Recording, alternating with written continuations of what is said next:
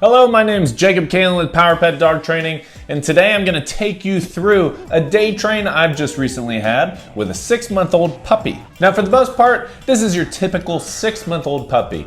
Likes to play, likes food, has some potty problems. But there are a couple of things that are important to note. This dog has a little bit of timidness, especially when walking around the neighborhood and big cars come by or unfamiliar dogs come around. We have had one fight in the house between the puppy and another dog. However, there was a lot of things at play, and I'm not gonna just chalk it up to this puppy. Now, before this day train, we have done a few private lessons, just getting the basics down and getting on a good structure and routine around the house for the owner. But the most important reason we're taking this dog out onto a day train is because it just needs to see things. It doesn't get out as much as I would like, and so me being able to take it out is good for exposure and socialization. Now, the goals that we have for this dog are pretty easy. We're gonna get onto a work, free time, and rest routine. We are shaping pretty much all of our basic obediences. And I want to get this dog around things, so we're exposing it and socializing it. Most of these things we've worked on in private lessons around the house, and we're just going to be taking this out of the house into different environments, around different things, and that's really important for young puppies. Now, obviously, I picked this dog up from the owner in the morning, and so while it rides with me in the car, I have it in a crate. I like it, it's safe. Most dog trainers do agree with me on that. And already we just wanna make sure that the dog's not rushing. So this is our first working session. And really all we're doing is we're coming out on leash, we're not rushing through the crate. And when we get out, you gotta ignore everything. Now it takes a while, but we're teaching him, hey, I don't have all the freedom to go and explore these bushes and all these smells. The leash is stopping me, and again, we've already been practicing what to do when you feel leash tension, and we're just transferring that now to a different environment right from the car. We're working right away. So I'm cutting off options, waiting for this dog to release that tension, then marking, rewarding that engagement, that eye contact. And again, the dog really doesn't have any options. Sorry, little slip up. And again, the dog doesn't have many other options. We're shaping this. So no, I'm not really prompting. I'm not saying, hey, you have to come now. I'm just saying, hey, you can't do anything else. And then remember those few times that we have been in the same situation at home and we've been practicing, come to that leash pressure, oh, boom, I hear my mark, I get a reward. And again, that's just the easiest basic fundamentals of training a dog. I feel leash tension. I shouldn't try to pull you to get further away from you to get whatever I want because my impulses are taking me to go smell that bush. I have to realize I have to stop here on this leash pressure. I've got to now come back to this leash pressure. And then whenever I do that, I get rewards for that. So I'm going to start repeating that behavior.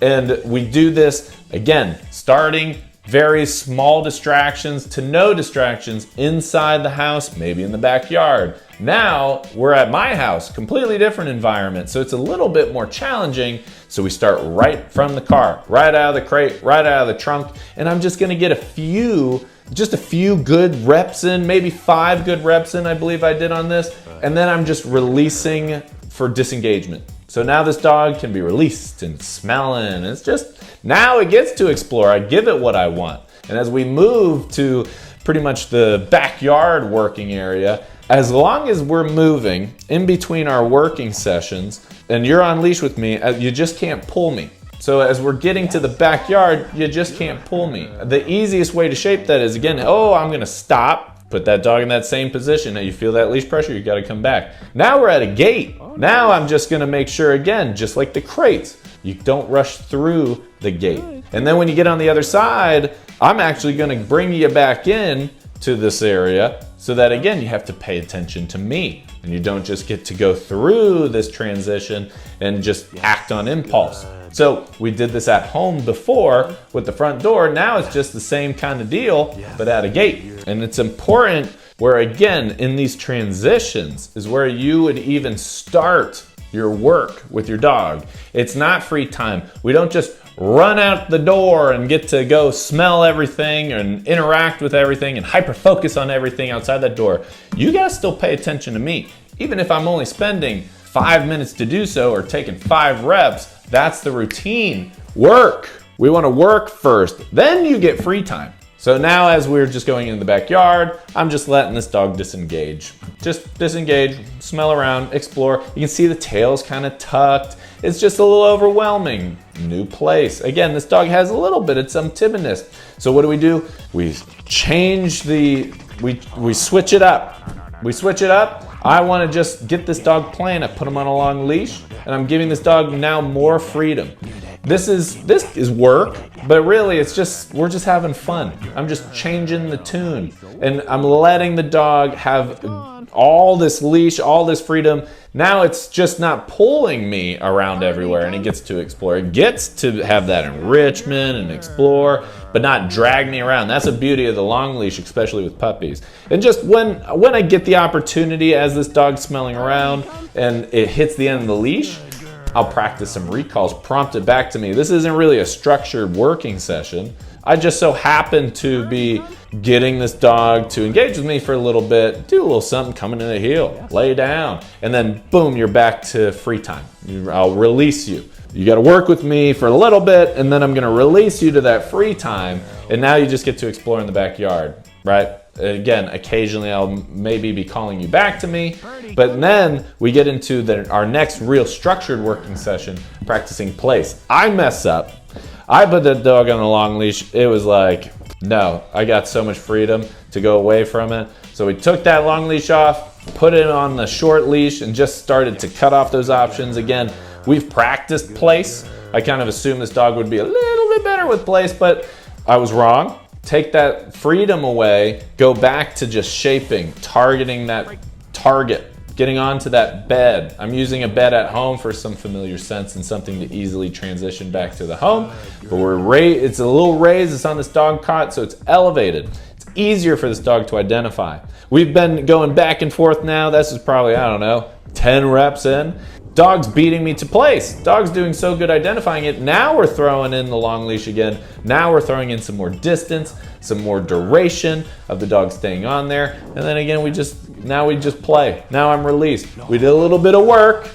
Now you get free time. And then we're gonna just have this dog socialize in its free time a little bit. So I got my non-threatening dog, my Italian Greyhound, to come out and we're just sharing space. We're not playing. Because even my dog's doesn't know this dog, not really the biggest fan of getting chased around. So I'm not letting this dog chase my dog. I'm not letting my dog chase this dog. Same here. Now I bring out Bucky. I'm not gonna let my dog overwhelm this dog. I'm not going to have, again, it just be about the interaction. So we're kind of doing something else. I'm keeping the dogs moving and then they socialize a little bit more. It takes the edge off. Most dogs really thrive when you're not actually letting them just go crazy right away, especially if you have a little timidness in the dog. Now we rest. That's the best thing to do after all this work. We got to let this dog's rest. This dog's mental. Okay, sorry. This is the first time I'm doing this. You're all gonna have to be patient to me, so I gotta pause this to keep track of what we're doing. After a little bit of work, after a little free time, now we're gonna rest. We're gonna recharge, especially with your puppies. They can really only handle so much. You just wanna take small chunks of time to work your dog doing something constructive. Especially for a 6-month-old dog, it's not gonna be that challenging, it's not gonna be that complicated, and it's not gonna be that long. And then I'm gonna give them what they ultimately want, which is to explore and some free time and to just be a dog. After that, we need to rest. We need to rest, we need to calm down. Luckily with this dog, it does so well in the crate that you can put it in the crate, it can just sleep. And that is, for most puppies, the better answer than giving them, again, a whole ton of freedom. I don't want to give my dog a whole ton of freedom. It's resting time. A lot of the times, if you are crate training your dog, that's the better option, so your dog has no other choice but to relax, sleep, recharge. and then we'll go to even some more. So now I have this dog on place, and this is actually at the end of the day, but this would be another option for you to let your dog rest. If your dog can just relax in the room with you and on place, fantastic. This puppy though still isn't perfect with place, isn't just perfect with going and laying down and sleeping if it has the option not to. So again, really resting your puppy in the crate is better, but as I showed you here, you can even be working on going to a bed. So now that's an option, and your dog can just rest. Your dog can just lay around, and they don't have the option to get up and explore and get into things. They just have to be on their place. They just have to rest. So now for our next real big adventure, we're going to a park, and we're gonna do the exact same routine. First, we get to this park, and right from the car, I'm just going to ask for a little bit of work, some in and outs. This is what I have everybody doing. Instead of going straight into this new environment, you have to be paying attention to me. So I don't think this dog can jump either. That's why I'm picking it up, putting it back in. Let's say you have a really old dog or a really high vehicle. At least pick your dog up and go into the car, and that way you can work on the in and outs, versus if your dog can jump, then just have them go back in. And this is not only an engaging activity, it releases some energy, and it also gets them driving to you. So instead of, oh, I open the door and we just fly out, there's a little self-control. But also, once you get out, you gotta come back, because we're conditioning these responses. We're conditioning these behaviors. I'm not letting them act on that impulse to go out and away from me. They don't get that freedom. They got to come back to me. And I'll let them take their time. Again, we're shaping all this, right? I'm not really telling the dog, except kind of with the leash pressure, to come back. That's really the prompt, is the nonverbal communication of, hey, you feel that leash tension. All these reps we've been practicing of coming back to me. Now you get to come back to me. Reward. The only thing different is this environmental distractions that we're in now. There's a new environment and there's new things, but still ignore that impulse, come back to me. And we do that a few times. Then I give them a break. Once I give them a break, I put the long leash on. For puppies, this is great. If your dog is rushing away and it's always a pull fest, if you have this big open space like we do have this park, there's like no distractions here. Give them a long leash. Let them just even kind of explore and get away from you, or here we're playing, but they aren't pulling you. So they're not feeling that leash tension. The only time I want them to feel that leash tension is when they hit the end of it. Now they've got to come back to me. That's the process of events here. You get all this freedom. It's free time. We did some work, now you get some free time. But when you hit the end of that leash, you have to come back every time. You never get to feel that leash tension and go further. And again, I'm also conditioning them to following my body just by doing that. Here's your limits. Now you got to come back to me, and I'm going to even start taking a step away. Now we'll start to throw in some corrections here. We've done this. The only time that this is appropriate is when we've done all this shaping. You hit the end of the leash, I bring you back. You hit the end of the leash, I call you back.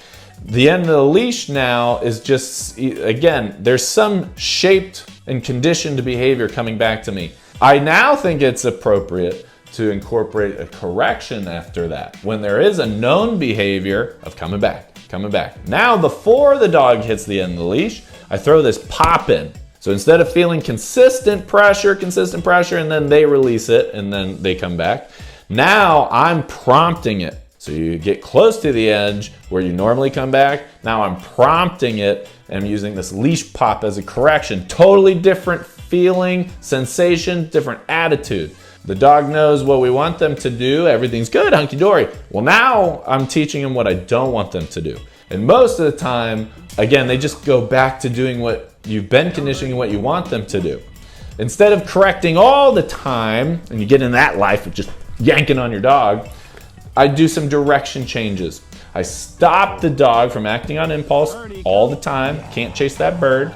And then when you come back to me, you get something rewarded. I'm though also just going to change directions. It's not a correction. It's just getting them, again, following my lead. We're taking now a break from that free time, and we're giving them now Now we're going to a next very structured working session where we're going to be teaching the heel. We need to get in the shade. All we're going to be doing in the beginning is we're just going to be practicing entering that, coming into that heel. So I'm not saying anything. I rarely say anything to this dog all day other than yes and no for the most part. Not much no, mostly just yes. I'm setting the dog up to succeed, and I really am just cutting off options. So again, after some guiding, now I'm short on the leash. There's less freedom, and we're just working on starting and stopping, taking a few steps, starting and stopping, feeling that pressure. Now, instead of that pressure coming back to me, I want to teach this dog, hey, you feel this pressure, now bring your head up. And it's an easy pairing. You feel that pressure, you come back. You feel that pressure, you come back. Now you just feel that pressure, you got to come up. There's that shape behavior. Now this new part is just coming up to me. So instead of making it really hard, giving the dog a lot of opportunity to fail, I'm just from that heel, I'm just going to even stand there in the beginning, or I'm just going to take a few steps, add that leash pressure in, release once that head comes up, or they step back and reward. And they get in this habit of, we take a few steps, we stop, I feel this leash pressure, I come up, rewards. We take a few steps, I stop, I feel this leash pressure, come up, reward. And then we're getting this great understanding of something a little bit more challenging, staying in the heel, having the self-control to stay calm and walk by my side, which they really, especially a puppy, they only know to stay by my side because I have the leash short. And because every single time they get to the end of that limit that I'm setting, they have to stop and they have to come back. This dog doesn't know to stay next to me. None of your dogs know really like, oh yeah, I have to stay next to you, at least in the beginning. It's just the limits of the leash that you're giving them, right? And I'm even going to just work in this body, conditioning her to follow my body language just because there was a distraction instead of using the leash. And then after we do this and after we do a little work, we get a little free time.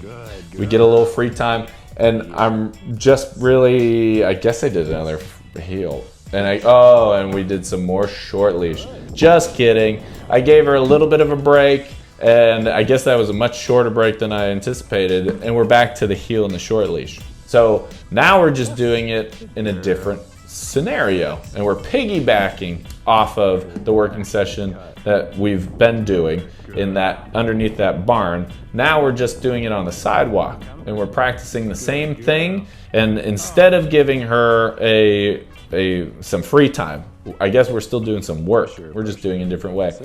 This dog has been doing very good. Normally, the reason why I didn't even think I did that right back to back is because normally I like to give puppies plenty of free time and break and just do a small chunk. But this dog really surprised me in this day train. It could handle a lot for a 6-month-old puppy. So, I mean, I'm talking about this whole thing maybe was 20 minutes. And then again, I give her that free time to just kind of go and smell. But I'll even do for puppies 10 minutes of something really engaging and really complex. And so now again, as long as you don't pull me as we're walking around, no big deal. We're coming across a dog though, and she can tell. This is the first time we've seen a dog out in the real world. So all I'm doing is taking it a little inch by inch. I'm keeping a distance because as I'm getting around any sort of distraction, there is a threshold. There is a limit for most dogs that actually see and care about something in its environment. So I don't know this dog's threshold. So I'm proactive. I stop very early prior to getting too close to that dog. Even though I don't think this dog really saw it, I'm at least going to stop, try to get a rep in of them paying attention to me, coming to me, because I stop, I go a step back, they feel that leash tension, they come to me, or they just notice it, they come. That would be perfect. And then again, now what we're seeing is we've done so much hitting the end of the leash, Now, they just don't hit the end of the leash as much because we're keeping them in groove with us. We're keeping them on point. In the groove is a better way for me to phrase that. And as we're going around it, again, I'm just gonna either stop or acknowledge, hey, you see that thing and then looked away from it. Yes, good, I like that. I'll give you something for that. It's not necessarily a structured working session, but I'm able to work with that threshold, counter condition the impulse to go to it simply by acknowledging when they go away from it. I was far enough away where I felt comfortable giving that dog the opportunity to make that choice. If I didn't feel comfortable giving that dog the ability to make that choice, then I would have prompted something, such as telling her to come to me or a correction. But again, you don't really want to yank on your dog, especially around things. That's how you can accidentally trigger stuff. So as long as you start to set these limits, and again, you have this nice, engaged, conditioned dog, they just choose to follow you. They choose themselves to ignore that dog that's over there. They see it.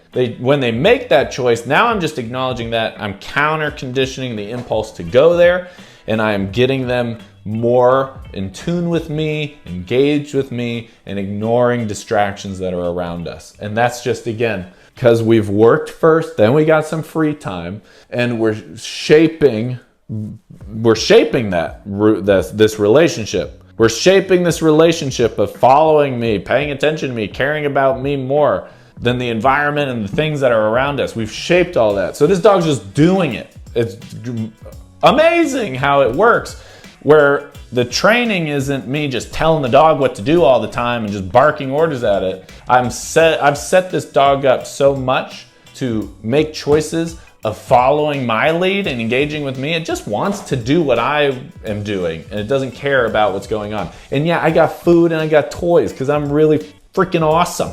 And we're exposing her to a bunch of different distractions, such as the tractor and big equipment and dogs and all these smells, which is so important for a timidish dog that has shown timidness around things. So important, because if in the future this dog just genetically becomes like really intense, stops being so fun and friendly, the only thing that helps with in the future not having a nightmare of a dog is exposure, socializing, going through all this as young as possible. So it's important at 6 months old we start doing this.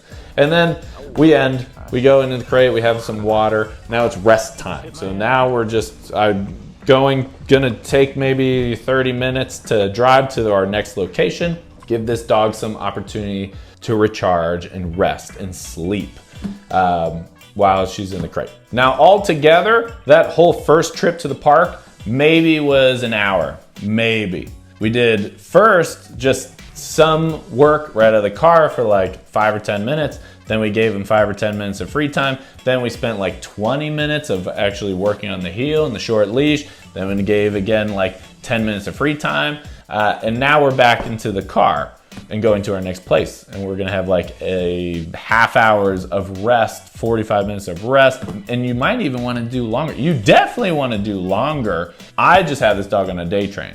And if you have a puppy that's younger than 6 months old, like 4 months, 5 months, and you're putting it with a trainer and a board and train, this is what some trainers don't tell you this. That dog's way too young to be doing that intensive of training. This dog at 6 months has shown she has some energy that can last all day. But I didn't want to ever do this when she was 5 months old when we first started training, or especially if a dog is anywhere younger than that.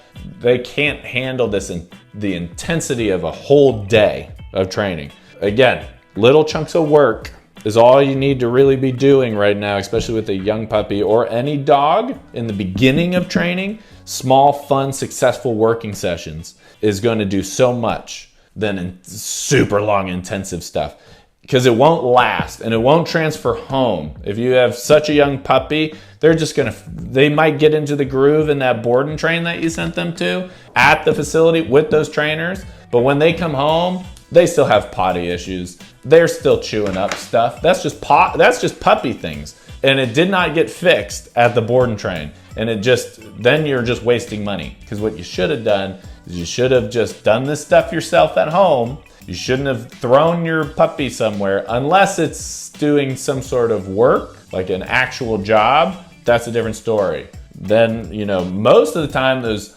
serious working dogs, they live a completely different life. This is just a regular puppy, right? So we're just getting little chunks of work in, and that's going to be the most successful thing. So Later in the day, we go to our third spot, which is gonna be Lowe's. And we start at the car. Again, this dog, I didn't even need to correct her for jumping out and using the door.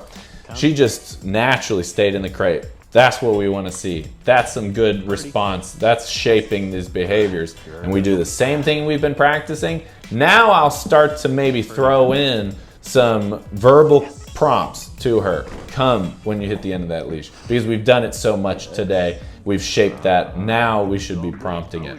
And then after a little bit of work at the car, I give her the opportunity, just go potty, smell around a little bit. Now we're going back into Lowe's or towards Lowe's. Now I really, especially for the 6-month-old puppy, this might be too much. You might not want to take your 6-month-old puppy into such a distracting environment if it's shutting down, if it's petrified.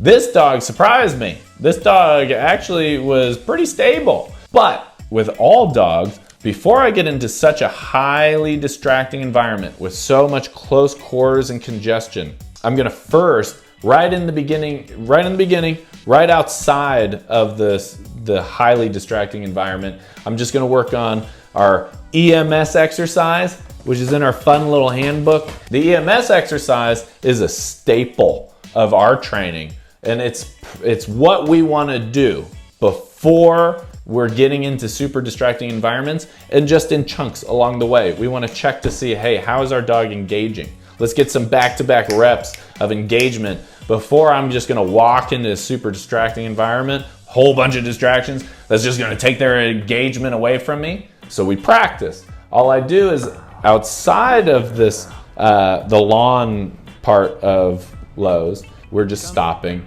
I'm opposite to the dog. I'm stepping away from the dog. She's just, again, after today, conditioned to do that turn. Come to me, get something good. You feel the end of that leash, come to me, get something good. So we do that, then we go inside. I have her on a short leash. I didn't put her in the heel, but I just don't want her reaching those people. Now, as we're walking around, I give her a little bit more freedom.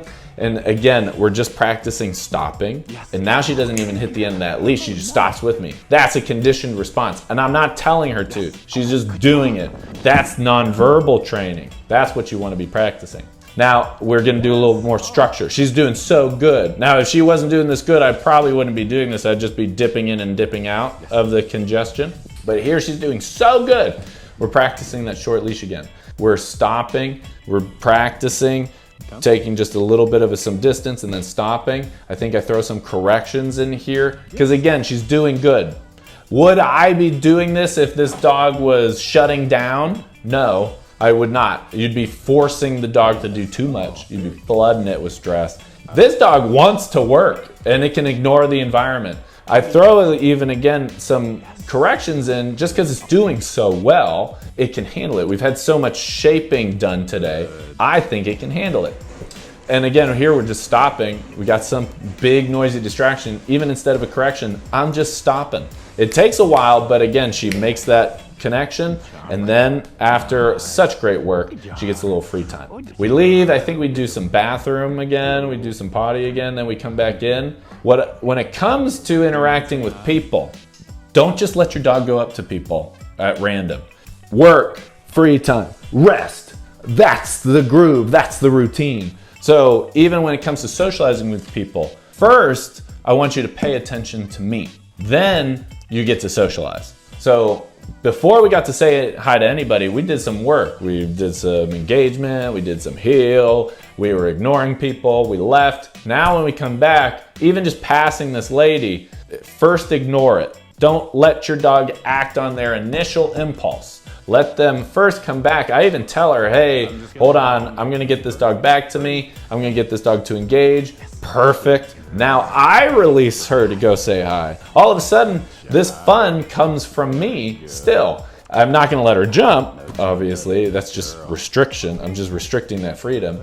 But I'm really not, I'm just letting this dog socialize. I released her. She did what I wanted by just ignoring it first. Now I release her. After all that fun craziness, we're gonna go back to settling down. So she can't say hi to those other people. She's now gotta come back to me. Even I'm gonna help her out in any sort of way. And then we just walk around, give her some time to decompress, So far, we've probably been here for maybe 20 minutes, a half an hour, and we're just gonna do another little working session where, again, ideally, she's doing so well, I'll even go a step further. We go into the store, but I put her in the heel and I practice the short leash because I want, again, a little bit of work first, especially going into this highly distracting transition from outside to inside. There's a lot less space, very congested. So I don't want to give her all the freedom in the world when we're first going in. Hence why she's on the short leash. But once we're in there, I might give the dog a little bit of freedom. Again, this dog's doing so good. I just keep her in the short leash and I want to see kind of like her threshold or limits of what she can do in one little session. Then I give her some opportunity to disengage. Then I'm just giving her the opportunity to smell. She's got more leash and she can have that freedom now versus before she was on the short leash and she couldn't. We then just go to our next little area and we're gonna just practice shaping it down. Again, I'm not telling her to lay down. Even if I was telling her to lay down verbally, I'm gonna go through the motions physically and work on those nonverbal communications in which this puppy and any dog is actually going to be listening to. You think when you're talking to them, they're paying attention. They're not associating what you're saying as much as they're associating what you're physically doing. So when we're shaping behavior like this down in a super distracting environment, the last thing I'm gonna do is just rely on like, lay down, my verbal prompt, lay down. She doesn't know it that well to begin with in a less distracting environment. There's no chance that I'm gonna rely on her being able to do this in distraction. So I just lure her through the motions. I take some food and I'm just taking her through the motions, and lo and behold, a perfect opportunity comes where we have a distraction. People want to talk to me about their dogs. Always love that. Always can come up to me no matter what, unless I have a do not pet or an aggressive dog with me. And then all of a sudden, now we're doing the same thing, but there's these people here, and you have to, as the puppy, you got to ignore that and continue working with me. That's like the best part of this session that we're doing is now this distraction of potentially something that's going to make you timid. Men, she has had a history of barking at a man before, and most dogs, especially with men, can have issues. But even just with women too, ignore that. Continue to do what we're doing here. I'm not going to give you the freedom to go there. And again, I'm not even going to correct her for laying down. So get over here and lay down.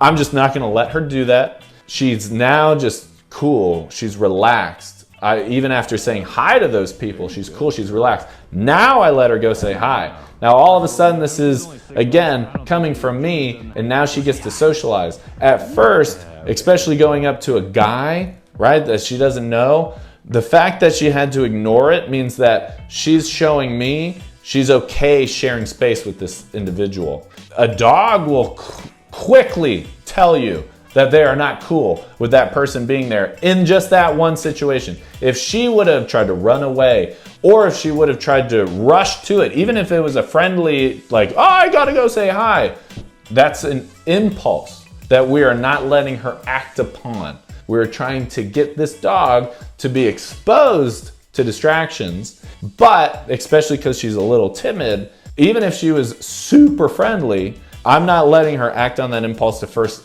interact with something unknown. Because what also happens is dogs go blowing past their threshold. Now they're at the person's feet, they're interacting, and they remember, oh crap, I'm scared of this thing. That's where you get puppies, that's where you get dogs that jump back, they start barking again because they thought about it. The worst thing that you can do is then have this person with a treat, because if this dog's food drive is so powerful, it'll overcome their timidness. They're still timid, but they will want the food, their food drive will be so much more intense that they'll ignore those feelings, they'll take the treat, and then they might snap because again, they're like, oh crap, I again don't want to be interacting with this guy. My food drive just took over and I am gonna go get that treat. So instead of putting her in that failing situation, she had to be calm. She had to ignore it. And then when she was cool and she was calm, I was rewarding that. And then I released her to interact because she was already desensitized.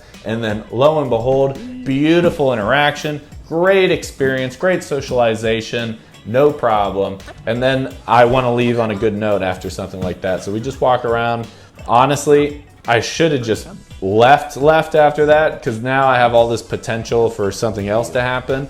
You always want to end on a positive. So as we're finishing up here and we're walking out, we do a little short leash, I reward and release, and we just walk out. But I think here in the end, a perfect thing that I ended up finding out is she can jump.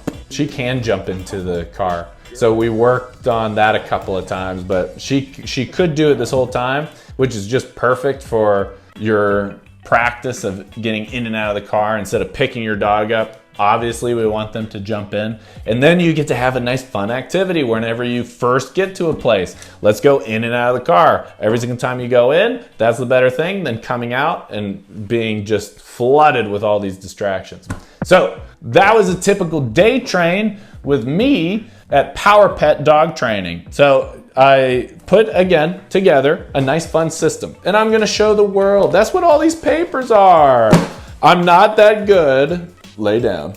I'm not that good at making books and even just doing a lot of business stuff. So I'm working on this, but at least I get to show you what a typical day train looks like. Again, for this dog, being a 6-month-old puppy, nothing too complex. However, we're really just exposing her to a whole bunch of different things, and we're working first, free time second, and we're then allowing her to rest. This structured routine is a perfect way to get your dog into a nice training lifestyle. You yourself into a nice training lifestyle where you're getting some good work in.